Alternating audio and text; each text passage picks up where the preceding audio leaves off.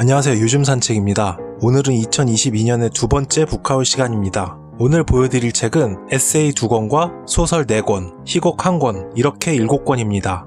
제일 먼저 보이는 책은 안톤 체호프의 고전 희곡 갈매기입니다. 안톤 체호프는 고전과 담 쌓고 사는 제가 유일하게 좋아하는 고전 작가입니다.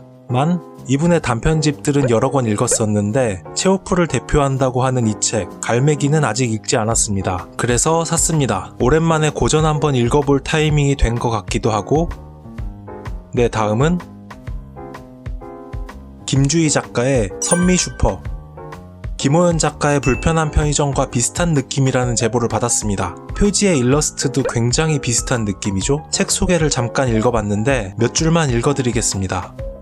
선미슈퍼로 들어온 사람들은 처음 만난 선미에게 자신의 이야기를 스스럼 없이 꺼낸다. 대화를 위한 공간, 인생 상담소, 선미슈퍼. 여기까지 보면 완전히 불편한 편의점 시즌2 같죠. 불편한 편의점도 정말 재미있게 읽었고 이 책의 평도 전반적으로 좋은 것 같으니 기대해보겠습니다.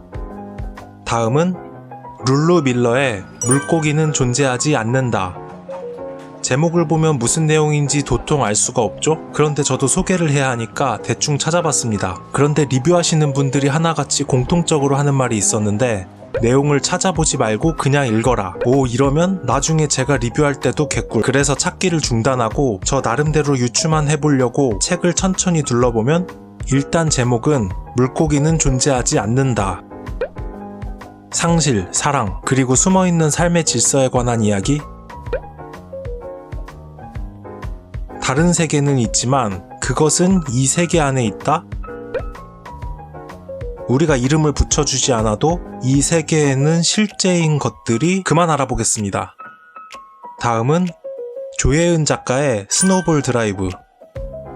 이 책은 제가 지난달에 입문했었던 조혜은 작가님의 또 다른 대표작 중 하나입니다. 이번엔 장편소설이고요. 맞죠? 네, 맞네요. 녹지 않고 피부에 닿자마자 발진을 일으키는 눈이 내렸다는 설정입니다. 이 눈이 7년 전에 처음 내렸다고 하니 현재 진행형 재난물은 아니고 포스트 아포칼립스물인 것 같습니다. 제가 좋아하는 디스토피아 SF 장르. 네, 이 책도 기대가 됩니다. 다음은 듀나 이산화 작가의 안전가옥 시리즈 짝꿍이입니다.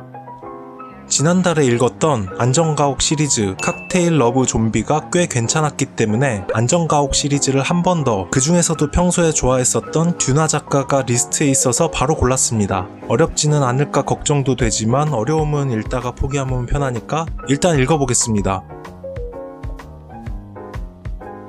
아무튼 싸이월드.